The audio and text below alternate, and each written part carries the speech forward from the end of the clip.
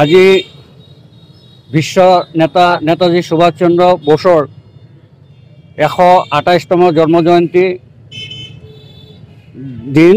আৰু এই দিনত আমি সদৌ বিটিআৰ বাঙালী যুৱ ছাত্ৰ ফেডাৰেশ্যনে আন বছৰৰ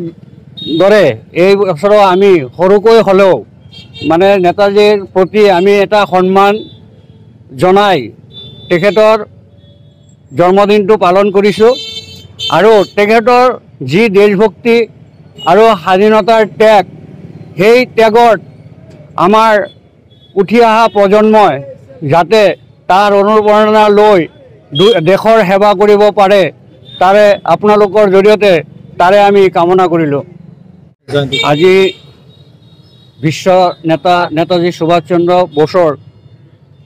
128তম জন্ম জয়ন্তী দিন আৰু এই দিনত আমি সদৌ বিটিআৰ বাঙালী যুৱ ছাত্ৰ ফেডাৰেশ্যনে আন বছৰৰ দৰে এই বছৰো আমি সৰুকৈ হ'লেও মানে নেতাজীৰ প্ৰতি আমি এটা সন্মান জনাই তেখেতৰ